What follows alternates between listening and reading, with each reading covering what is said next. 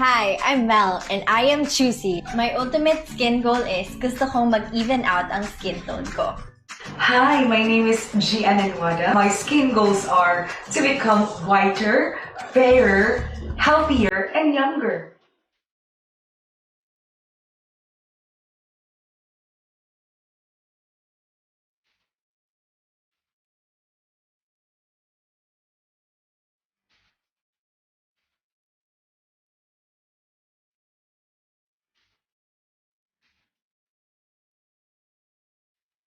It really shows na yung skin ko ngayon mas moisturized, mas glowing, and mas healthy. Thanks to Glutasy, I got my skin tone back. Thank you so much, Glutasy.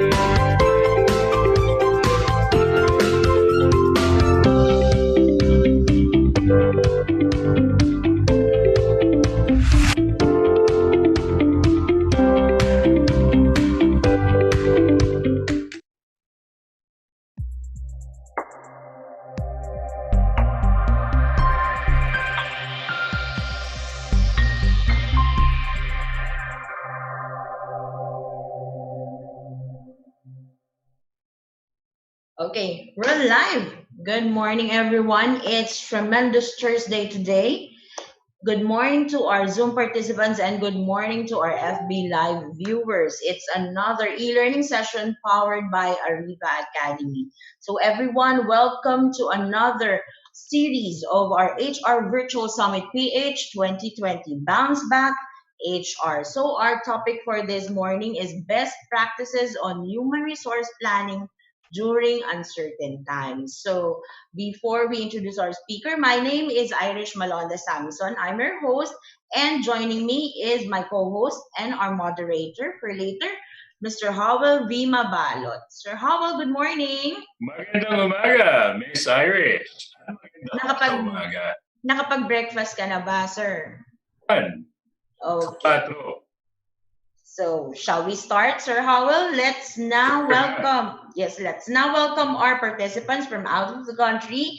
They are from Ipoh, Malaysia, Lalitpur, Nepal, Oslo, Norway, wow, Doha, Qatar, Jeddah, Saudi Arabia, Singapore, Pattaya City, Thailand, Dubai, United Arab Emirates, Sharjah, United Arab Emirates, Los Angeles, United States, and Boston, United States. Wow, overseas talagang naabot natin, Sir Howell.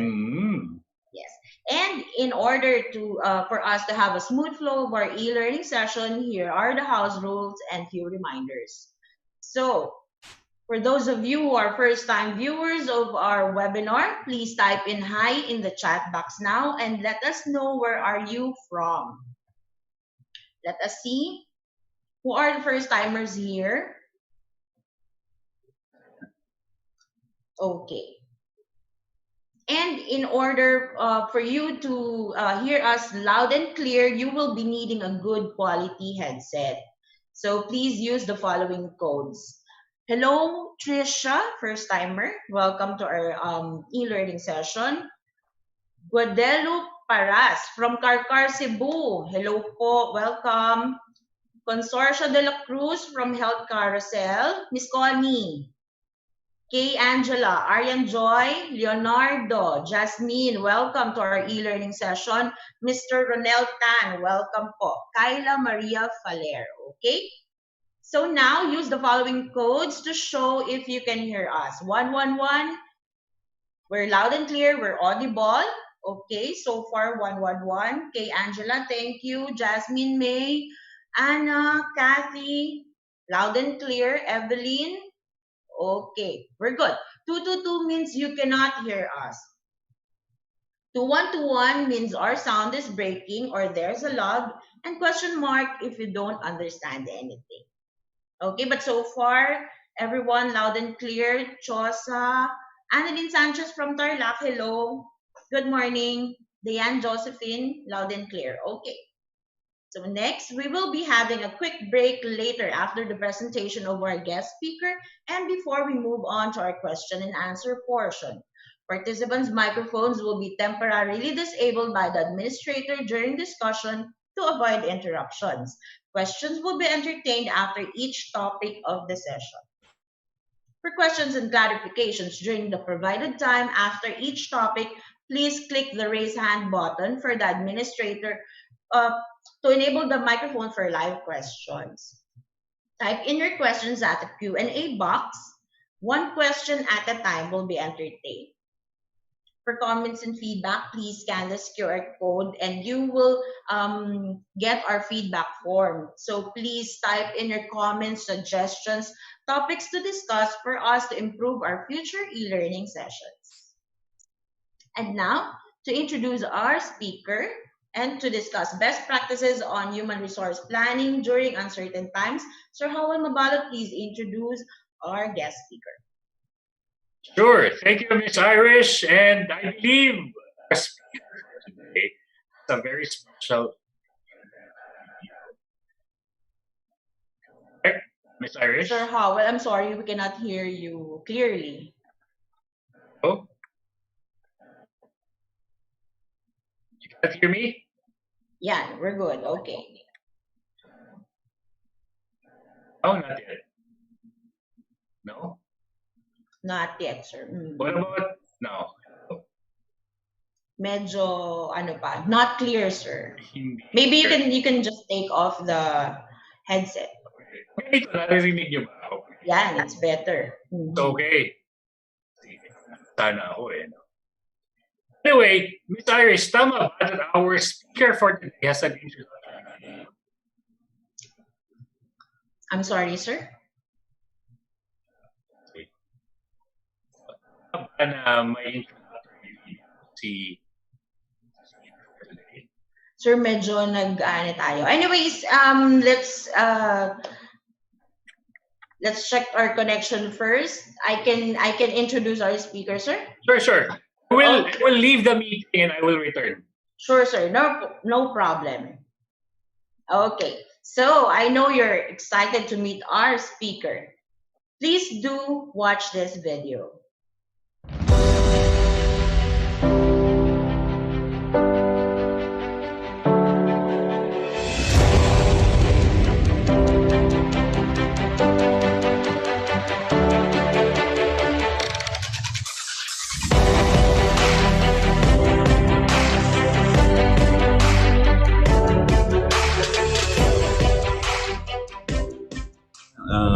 Sir Ronnie Turla. Like I said earlier, I have a new Lodi, so you did a great work providing us your insight. The learning environment was really helpful and entertaining, and of course, it will really help us improve our skill and our profession as an HR practitioner. So good job.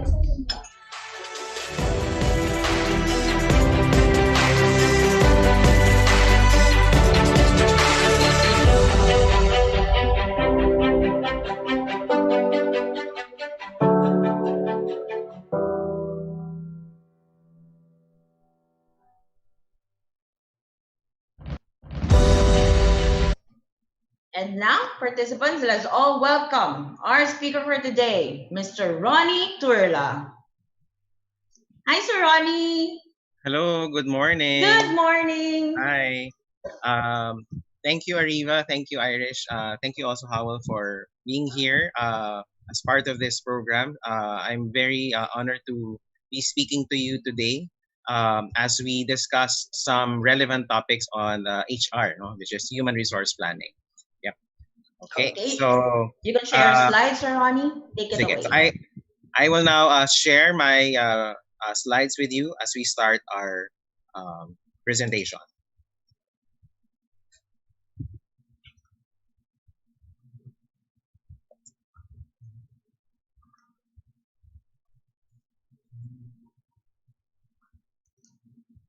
Okay.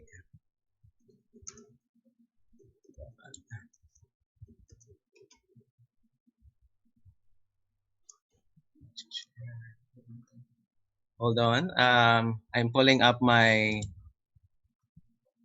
slides here. Okay. I'm good. Okay, so for today, we're going to discuss the topic on best practices on human resource planning. So again, my name is Ronaldo Turla. I'm a certified human resource professional. You can call me Ronnie for short. And I'm speaking directly from my home in Pasig. No? And I hope that this program will be useful for you as you prepare your companies after, no, this pandemic is over. Okay, so let's start looking at first the background of what's happening in our situation right now. Okay, so if you can see, there was a survey done, and I've been monitoring this. There was a survey done for HR professionals, and this is what appeared in the survey. What are the biggest HR challenges in dealing with COVID-19? Okay, so one of them would be difficulty coordinating response across teams, business units, and geographical areas. So obviously, if you're a company with different locations, this will be a very challenging task for you if you're in HR. No? Another one, two-way communication is not as effective as it could be, no? Because most of the time, communication can be disrupted. Sometimes it's just a one-way communication for some people, and sometimes it's totally silent. No? So because of the uncertainty that we're experiencing right now. No? Third is not adjusting fast enough to help our customers. No? So I think we're all guilty of this because of this quarantine, because of this crisis. To a certain extent, we're quite slow in terms of responding to a lot of things happening to us. Because again, as mentioned, this is a new normal. No? So just like in any kind of change, we have to adapt, and adapting is not as easy as you think it is. Fourth is there's lack of agility to respond to rapidly changing situation. No? Just like what you're experiencing right now, we're experiencing in the Philippines right now. There are a lot of factors to consider.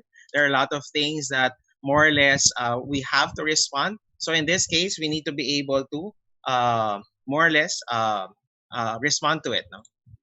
Now, another thing that also appeared in the survey, the top issues, no, that are on employees' minds. So if you can see, sorry, the top four issues according to the survey, financial security is at the top, obviously, because this is uncertain time. So financial security is already something that employees are thinking. Okay, health and well-being at 56%. Okay, family at 25%, because obviously some people or even some of us, our family members have been affected. No, so in this case, it's really an issue that we are thinking about. No, and of course, productivity and work at 20%. No, so those are issues on employees' minds. No, on the other hand, these are the issues, no, on HR department's minds.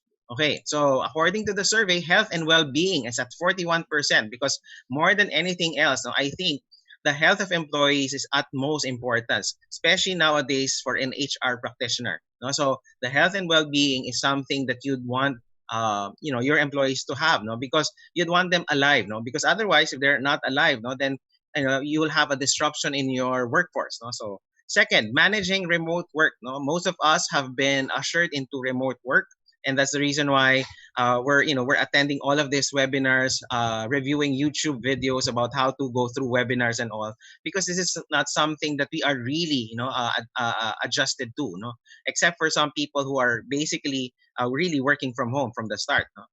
Also, jobs and continuity. No, what do we mean by that? No, so we don't know if our jobs will continue, no, or sooner or later we'll probably lose our jobs. So according to, if you have been reading the news, Dole, for example, announced that there are 2 million who lost their jobs during the ECQ. No? And that's for a fact that the government is also telling us not, private employers, not to really let go of employees. But again, these are uncertain times. So the continuity of the jobs is really at risk right now. And of course, not to forget is the mental health or the uncertainty. Okay, so at 14%.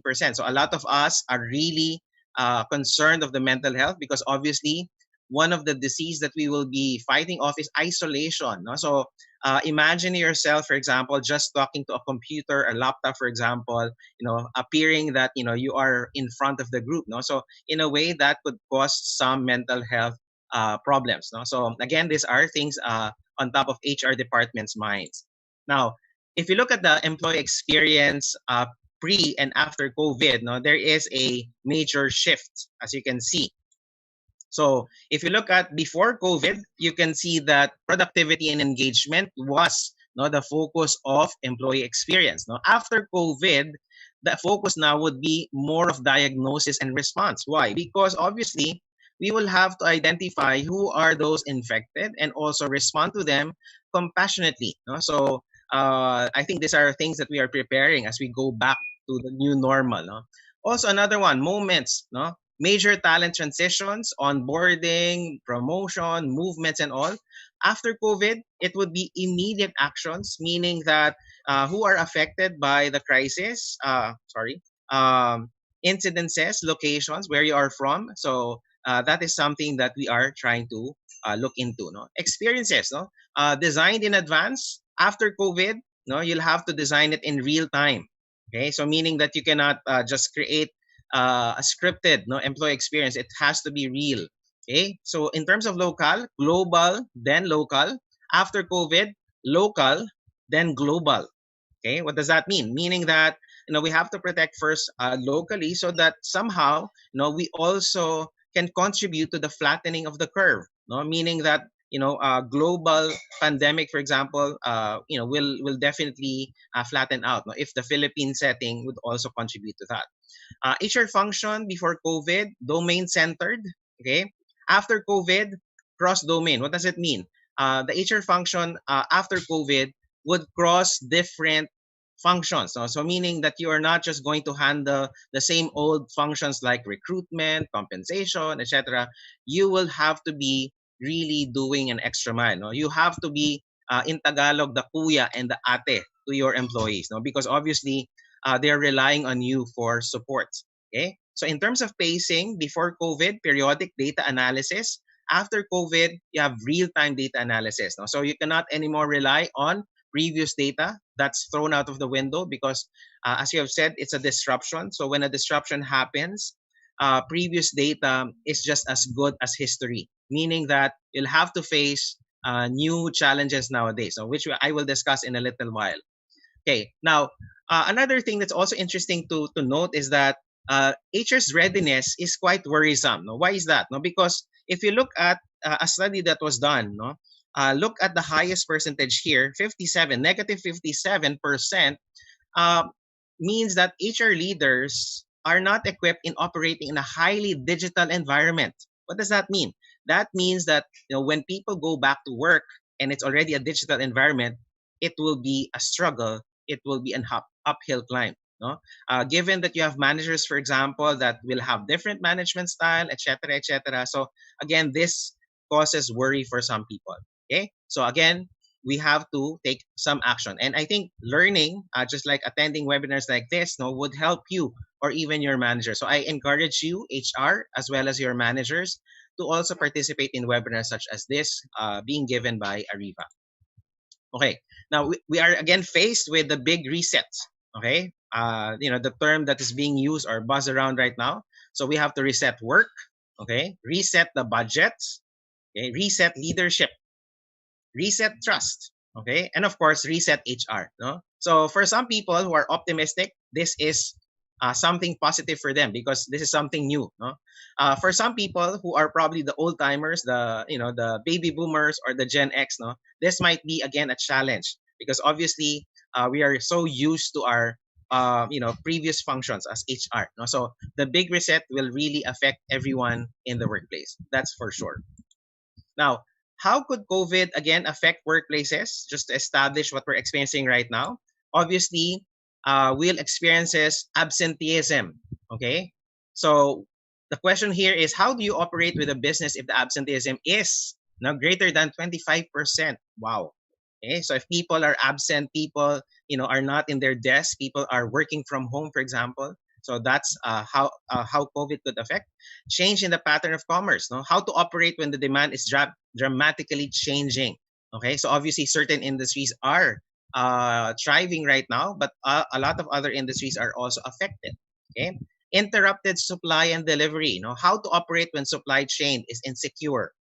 Okay, so you really don't know. No, for example, as simple as going to the supermarket, trying to find the product that you're so used to buying, and yet it's not in the supermarket. No? So obviously the supply chain is really affected right now. Now, how could HR be a sounding board to CEOs? Here's how you can do it. No? Obviously, your CEO will be asking from you, are you ready for a business slowdown? Okay, but you have to make sure that people are safe and still are productive.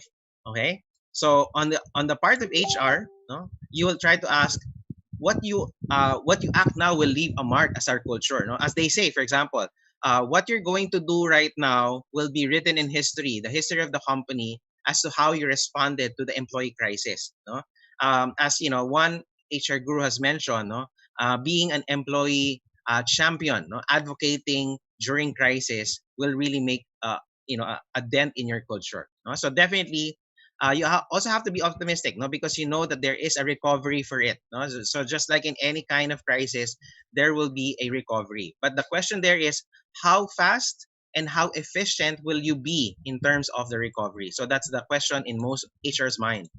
Okay, so the role of HR in the outbreak could be summarized into 4.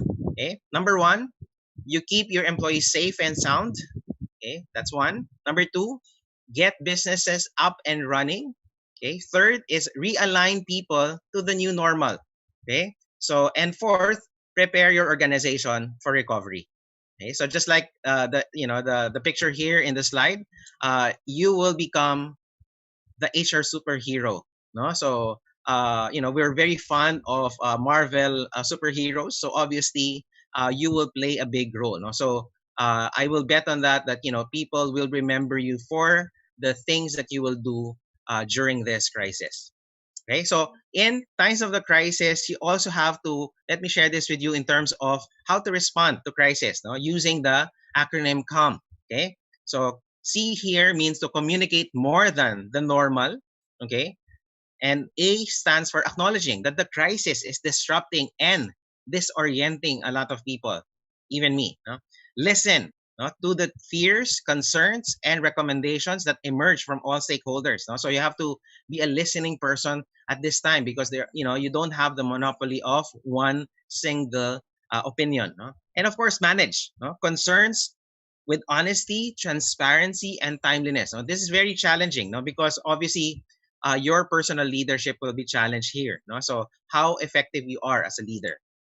Now, let me share this with you in terms of accidents and crisis. No, Dave Ulrich, which is a acknowledged guru in HR, shared with us. Probably if you've read this in LinkedIn, he shared with us how he can picture 4 phases of emergency accident. No? From accident with first aid, from ambulance with transition, hospital with expert care, and hope to embed to a new normal. No? So he said that talent, leadership, and organization, and each of the 4 phases of accident will be taken as part of this crisis. No? So if you translate it into HR, for example, you would see that for every phase mentioned here, from the accident with the first aid, you're given different areas, from talents, leadership, and organization, to the ambulance with transition, hospital with expert care, okay, and eventually hoping to go to a new normal. So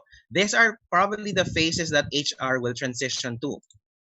Now, some work principles that you have to remember with regards to COVID-19. No? So as mentioned by the World Economic Forum. No? So first, prioritize your planning, well-being, and communication. No?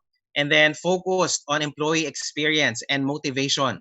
Okay, so that's why planning is an important aspect of what we're experiencing right now. No? Ensure responsible work redesign, meaning that when you redesign your works, for example, nowadays, you have to make sure that you also consult with your employees. No? And of course, balance short-term cost concerns with medium-term resilience and rebound. No? So obviously, if you want to be a strategic partner, you'd have to be conscious of the cost, no, implications of what we're experiencing right now. Okay.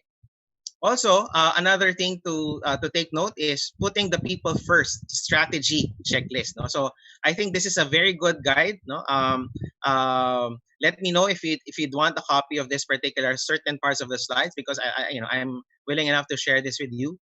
In terms of the workforce and workplace. No, so these are things that you can use as a checklist.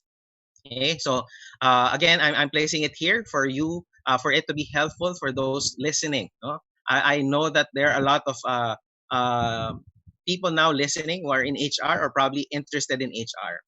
Now, another very good way to look at the crisis nowadays, given by, Five Horizons, resolving, resilience, return, reimagination, and reform. Okay, so this was provided by McKinsey, a global consulting company, that looked at the global crisis. So again, this is something that we can take a look at.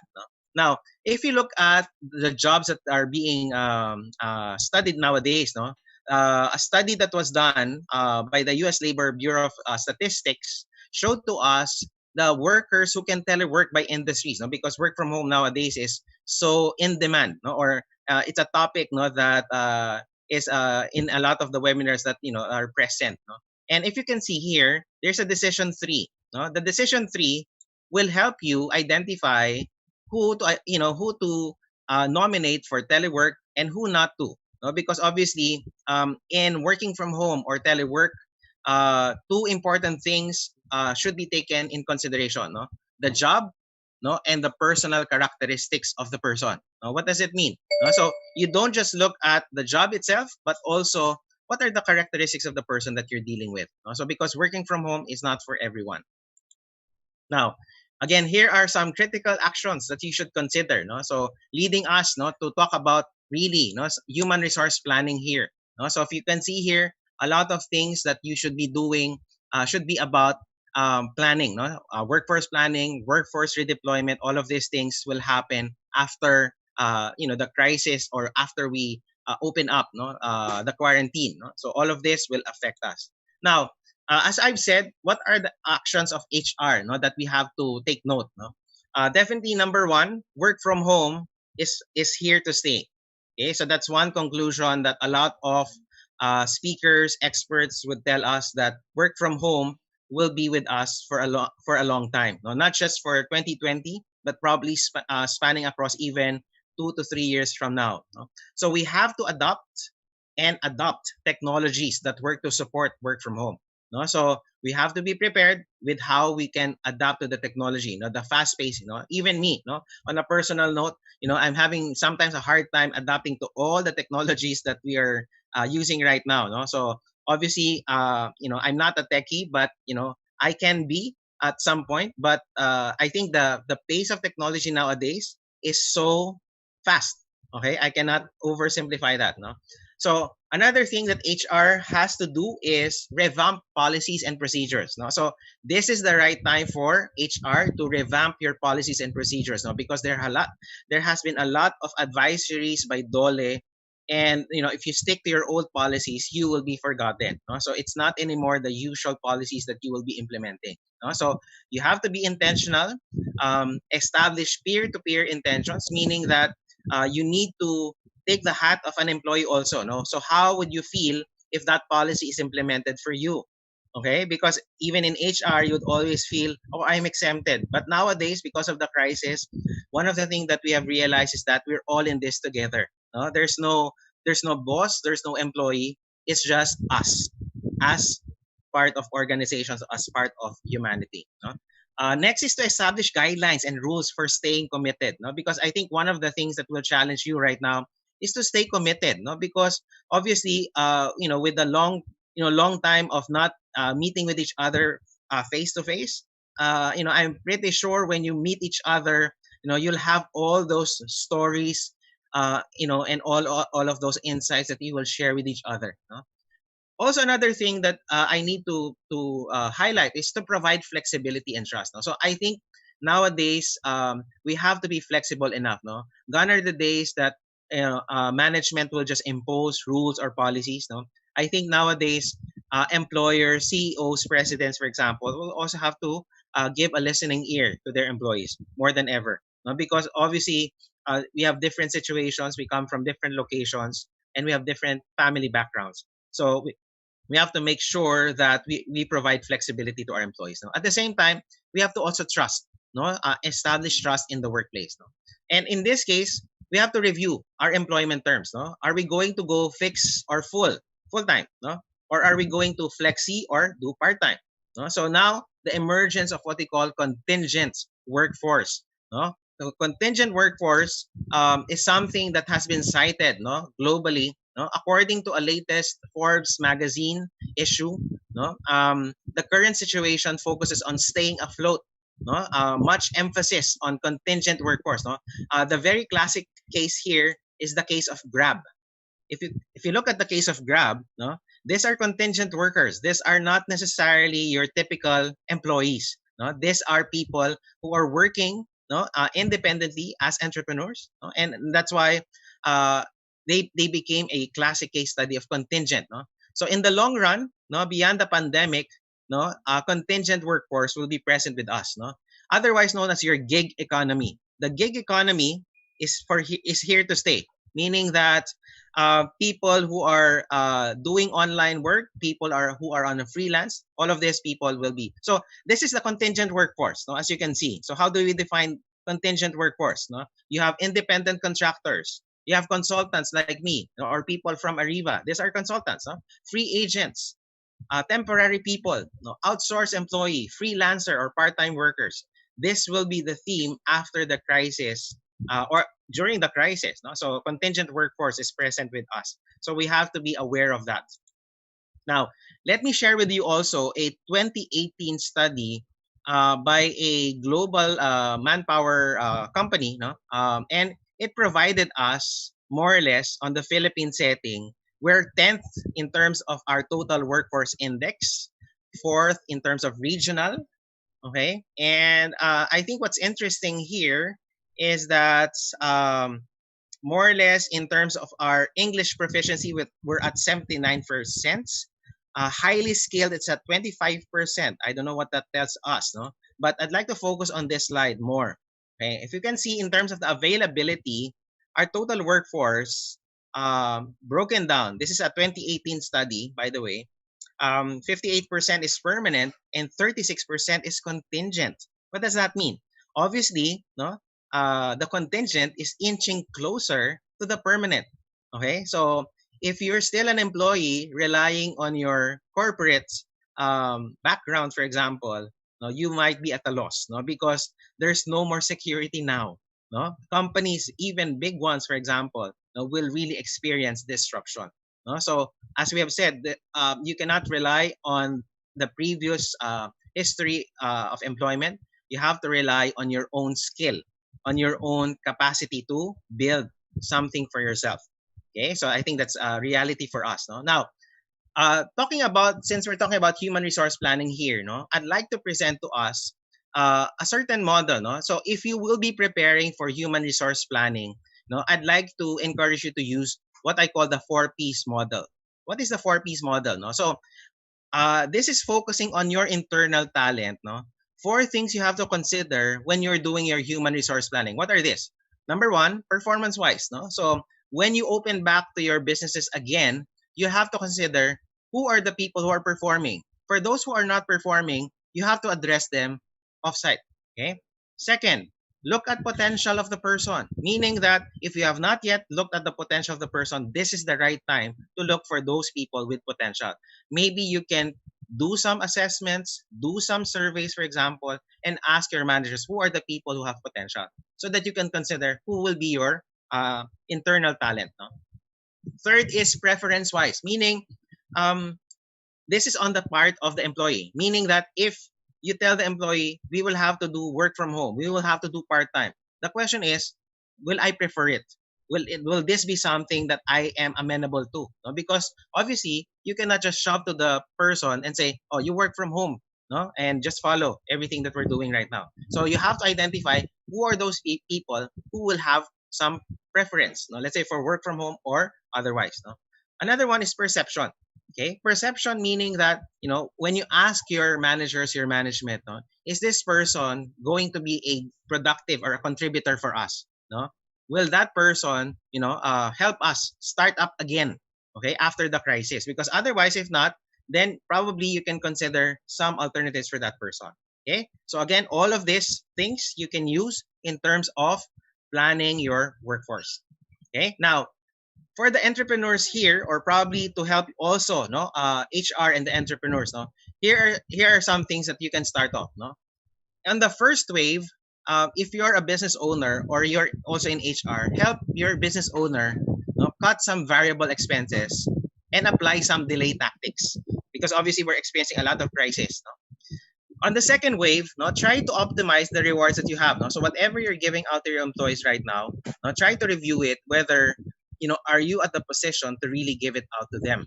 Okay, and then of course do some right sizing. What do I mean by right sizing? Make sure that you have the right person for the right job. Okay, and of course drive process improvement. This is the very good time, because we have a lot of time reviewing our processes. This is the time to process improve. Okay, on the third wave, try to cut some fixed allowances.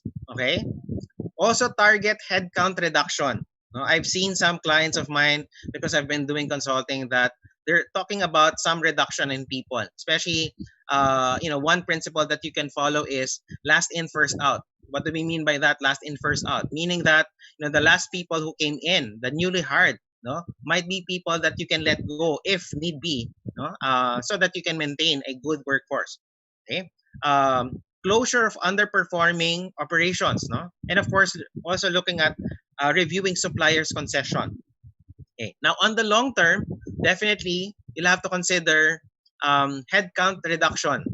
Okay, definitely, which we'll be talking in a while, because we're talking about human resource best practices for human resource planning. No? Divesting into other businesses, okay, or cutting your capital expenditures might be a consideration here.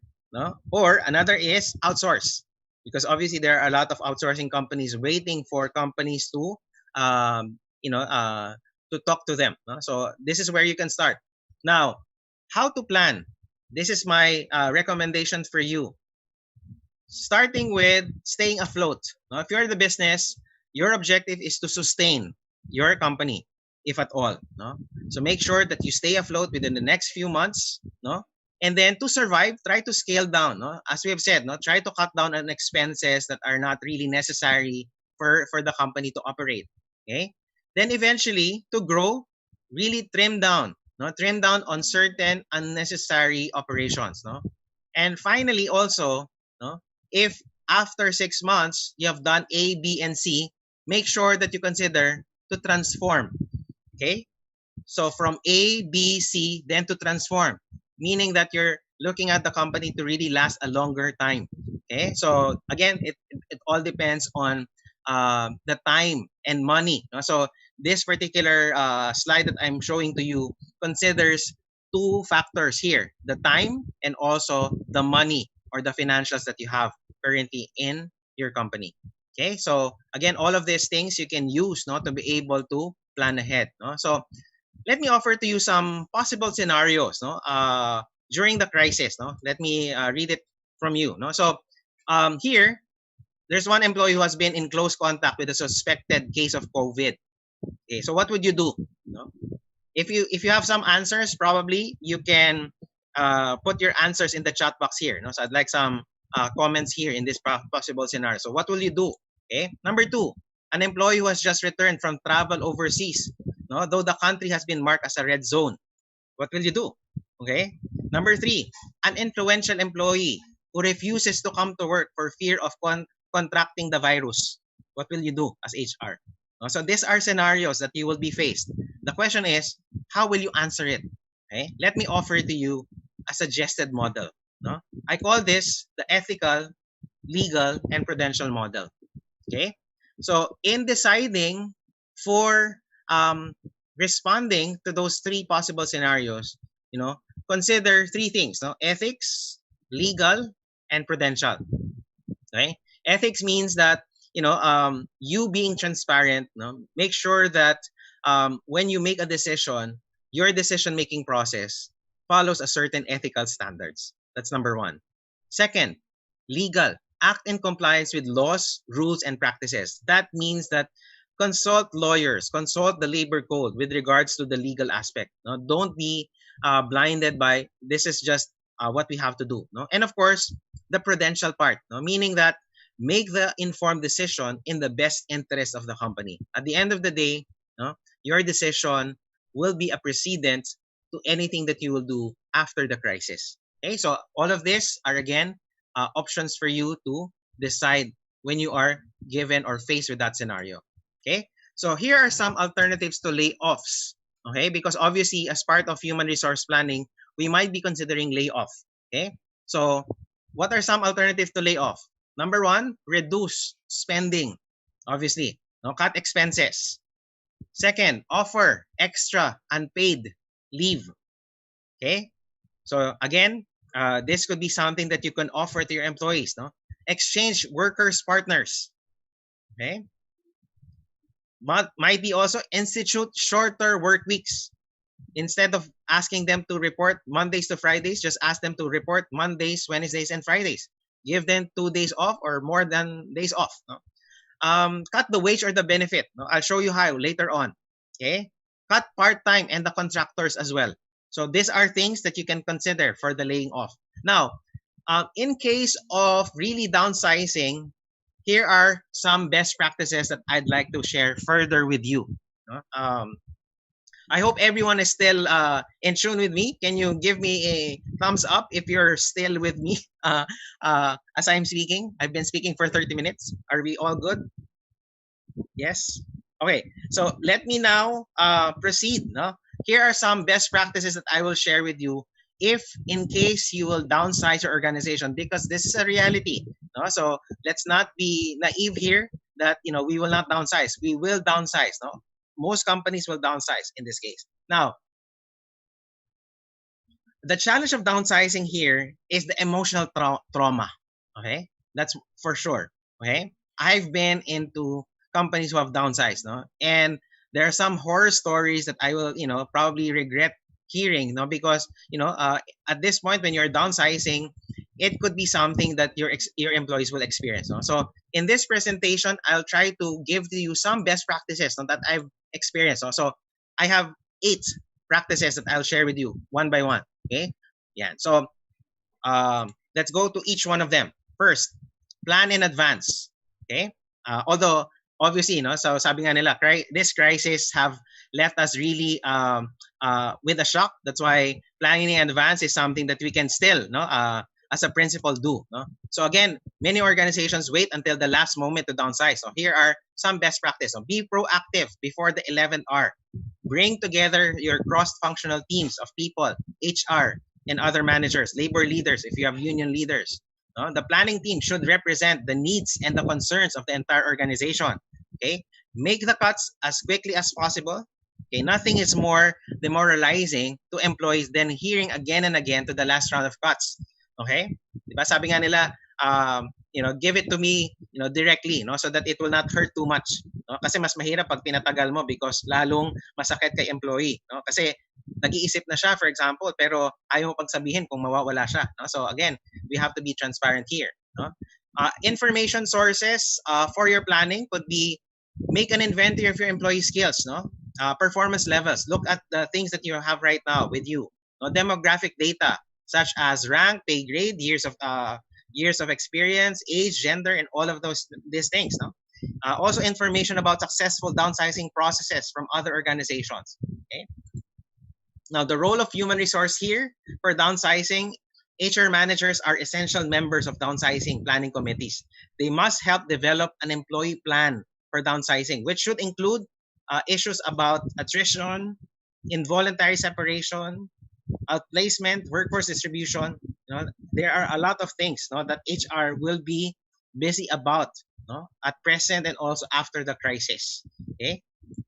Now, second practice, best practice, senior leaders should be involved early on.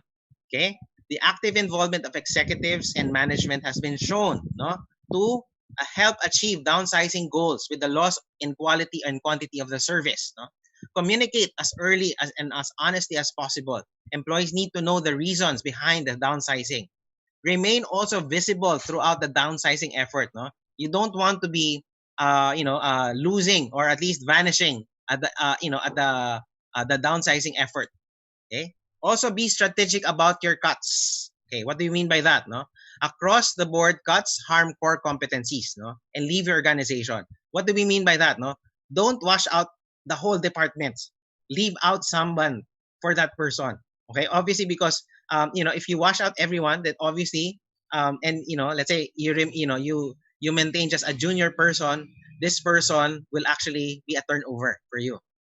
So decide what is essential to your organization's core products and services and what is peripheral. Okay? Legally discharge employees whose performance does not meet your standards. So this is the right time for you.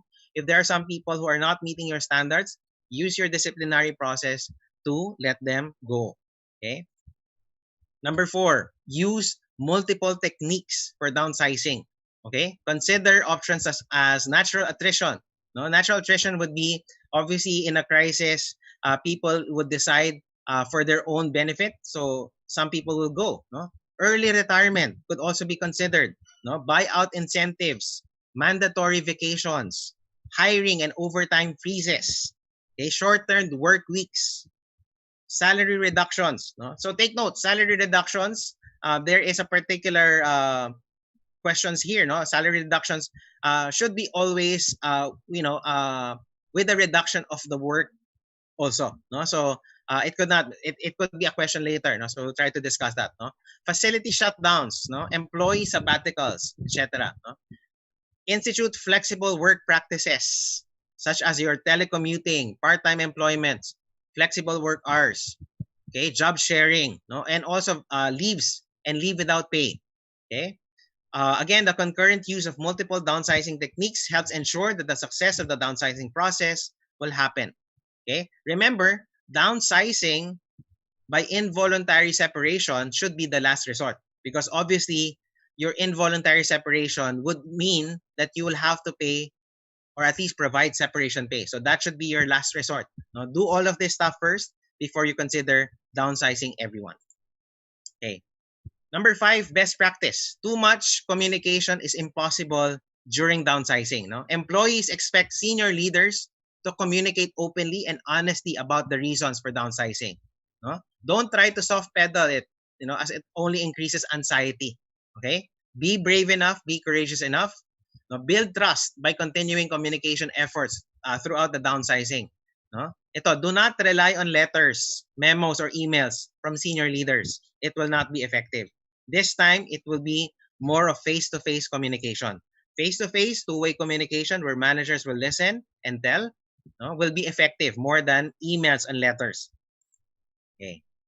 Also, use multiple communication techniques such as small group meetings, briefings by managers, one-on-one discussion, breakfast gatherings, all staff meetings, video conferencing, and all of these things. So use different communication channels. And also train your supervisors and employees who will be downsized on how to deliver the message. Because obviously, some people, especially if they're supervisors, they might not also be aware or trained well to be able to communicate in this time of crisis. Do not also be afraid of seeking employees' ideas or concerns. Okay, definitely suggestions are very much open at this point. Establish a team including employees at all levels to generate ideas for savings. Yung mga cost savings natin, this is the right time for you to consider what are ways that you can cost save. Two-way communication also empowers employees during a period when people may feel helpless. Okay, because obviously some people are feeling helpless nowadays. So you need to communicate or over communicate at this point. Okay, 6. Best practice. Survivors are key. What do we mean by them? Okay, meaning if you downsize, don't neglect the people who are left behind. Okay, the success or failure of a downsized organization depends on the remaining employees. No, according to a recent survey, they have found that 45% of organizations provide structured services for surviving employees. No, whereas 80% provided these services for departing employees, meaning that people who will be maintained in the company, will have a different feeling or a different status. So don't neglect them. Don't communicate that survivors are fortunate to keep their jobs in difficult business environment. Okay, don't tell them you're lucky, because obviously you'll never know, because that luck might run out of them, because at a certain point, if the company really sink, then obviously they will also be considered to be downsized. Okay, many survivors behave also in dysfunctional ways after the event, including falling victim to survivor sickness. Ano yung survivor sickness? Ibig sabihin yan, after the downsizing, they're not anymore motivated to work. They have that survivor sickness. People don't, once they see that their friends, their kumares and kumpares are not anymore there, they will have that sickness, na I don't want to work in this company anymore. Okay, and that will also trigger fatigue and resentment for them. Okay, so again, how survivors feel about the organizations at least partly dependent on whether they believe their downsized workers were well treated. This is a very important principle in HR. You have to treat downsized employees the same way that you are attracting new employees. What do I mean by that? Obviously when we're attracting people nowadays, we provide them all things good, signing bonus, perks and incentives, but once they go out, and then we have to let them go, treat them the same way, treat them with that same excitement, that same vigor that you attracted them from hiring. So make sure that you treat them well, and you also wish them well after the downsizing. And of course, be as generous as possible in your use of relocation and outplacement assistance. I know of companies, for example, that if they have to let go of people, they really provide a very generous, yung sabi nga nilang parang parachute assistance. When you say parachute, you have to let them go, but make sure that the parachute is really stable enough so that they can really fly again after this crisis. Okay, so survivors are critical to your organization's future, so take care of them by doing at least some of the following. So again, assure them of continued employment to rebuild their emotional commitment, probably provide some career counseling, make personal counseling or employee assistance programs outside the organization. Definitely, there will be companies who will be helping out those displaced employees. So check them out. They will be available for those who will be downsizing. Whole group meetings also between senior management. Maintain friendly relationship with the laid off employees. So because I think this is also a challenge for HR, because obviously when you let them go, you feel that you have severed the friendship also with them. Make sure that even if you have to, which is I think a very difficult task to be with, especially if you are downsizing a friend of yours, for example, a very close friend of yours, this will be really heartbreaking for you. But again, sabi nga natin, you have a job to do in HR, so you have to do that. But still maintain friendly relationship with them. Provide opportunities for new work groups to meet, feel comfortable with each other, and work together. Yeah. Formal team building might be necessary. So I think all of us, especially if you're working in a corporate setting, we all deserve a team building after this pandemic is over. Really, not just a virtual team building, really a team building of some sort for those who are left behind. Okay, so again, all of these are still present with us.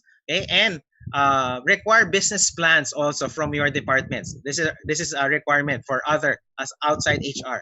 Now, these plans will help departments to implement the downsizing more smoothly and involve employees at departmental levels, to again improve their morale and trust. Okay, and finally, number 8 as a best practice is to monitor progress. Take time to periodically review the progress of downsizing no, to plan, learn, and from your success and mistakes, and modifying your plan. No, because I think one of the things that we have realized now is that there's no more real expert at this time, no, because we are all adapting together. No, we are trying to learn as much as we can. No, because this is a new normal. No, so survey employees and clients on a regular basis to get their feedback as well, and don't wait until the end of the process when it's too late to respond to problems. Now, as I wind up my discussion here, no, let me offer to you, if you will go through some transition, you will this model will be very useful for you. No? So if you see here, from anxiety during the transition, no, there could be some excitement because people who are coming back to work, no, are excited to go back to their workplace. But there could be worry also. No? So that means that there could be fear. No, we don't have any more motivation. No, that could be, actually realistic. No, meaning that people who have pre COVID are really motivated, but after the crisis they're not anymore motivated. That's a reality because they have worries, right? Negative thoughts are in their minds. Okay, not enough time to actually adjust. No? Yeah, so all of this could be experienced. No? So there could be threats. Okay, there could be guilt, there could be depression. Okay, to a certain extent, you have to realize, the term "it's okay not to be okay," no, the term "it's okay not to be okay" is present here in the transition, meaning that there will be an episode where you're not really feeling okay, even if you have transition. Okay, so from here, you might also experience hostility. Okay, what do we mean by that? No, HR, be prepared that people will be shouting at you, people will be angry at you. That's a reality. No, people might have a lot of things to say to you, but that will toughen you up as HR. No, make sure that you don't take it too seriously. Make sure that you have a group, no, that will support you during this crisis. No, and obviously you should go towards gradual acceptance. Okay, so that you can eventually, if you go through the transition, no, what we'd like here is to have ambassadors. No, people who are downsized would still have something good to say about the company. That's your objective if you're in HR. No, because even if you have downsized them, they will tell you, no, they have been let go properly, no, with dignity, as they say. Okay, don't take away the dignity of the employees who are downsized. Now again, last few slides. I think last two slides for me as I wind up my presentation. So what do you need to say during the COVID? State the facts. Okay, don't beat around the bush. Demystify the fear. Okay, as much as possible, let them feel that you are still a stable organization. Okay, promote safety steps. Okay, tell them that you are doing some precautionary measures, no, that will prepare you. No? Describe the impact on the company as well. No, make sure that you tell them these are the impacts of the business. Make sure that these are things that really, no, affected the organization. No? And then of course, don't forget to summarize the company's position.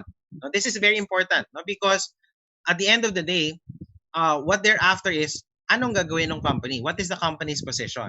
And obviously, you have to articulate the work from home policy. Okay, what would be preparations for the work from home? So these are the things now that you will have to be prepared for. And finally, to cap off my presentation, no, I'd like to leave you with 4 things, no, that you will be bringing home as part of this session. No, so I'd like to remind you to address the following areas. Okay, number 1, what's in it for the people? Meaning that, okay, what's in it for me? No, if I get the job, I get to go back to the company. What's in it for me? So you have to answer that. Second, manage the transition. No, I've shown you a lot of tips and techniques that you can learn from. So manage the transition. Remember that of course there will be recovery, but there will be painful processes and painful stages. Okay, so you have to adapt to it. Number 3, you have to answer the question, where do you start? Okay, so again, I've offered that earlier. Where do you start in terms of the planning? Okay, start where you are. No, and finally, number 2, no, don't forget the importance of a single action that you will do. What can I do? Okay, don't forget. Don't think about 2 weeks from now, think about today. What are you going to do today? No? And by doing that, no, you are moving forward. Day after day, you're doing some progress. No? And that will help you manage the problems that you have right now. Okay, so I hope that this presentation help you prepare better in terms of your human resource planning. If in a certain way this has touched you, so I hope that you can reach out to us or reach out to me personally or even through Ariva. This will be something that I will be more than glad to be of service to you. No, so again, these are very uncertain times, and we have to be very optimistic in terms of what we're going to do right now.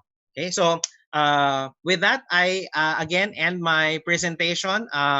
Mr. Howell, Miss Irish, I'm ready for some Q&As from the audience at this point. Wow, thank you so much, Sir Ronnie, Turla, and everybody put your hands together for Sir Ronnie. Alam mo, Sir Ronnie, ang feeling ko, can you hear me, sir? Yes, I can hear you. You know what? I feel like I just sat down in an 8-hour meeting, considering that the load, I mean, that it's a ton of information you've generously shared with us this morning. And I'm sure if you will be giving these people, our participants, a chance to have the PowerPoint presentation, it will take us actually a week to digest everything. Okay. Ganon katindi, ganon ka-generous. So palakpakan natin si Sir Ronnie. Maraming salamat. Thank you. Okay, so here's the mechanics for the Q&A. And before that, we'll have a 2-minute break so that Sir Ronnie can grab maybe a bite or a cup of coffee. Let him relax for a bit.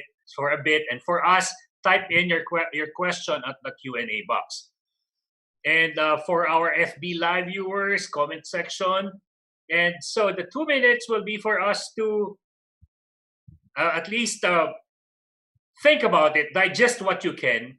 And before that, we'll greet our birthday celebrant. Happy birthday, Jessica Abarquez and Beatriz Junette Manlapig. Happy birthday! So, Sir Ronnie, 2 minuto. Ihanda mo na yung sarili mo. Okay. Sa dami ng mga questions, sa dami ng mga gustong magtaas ng kamay, and we're excited about the second part.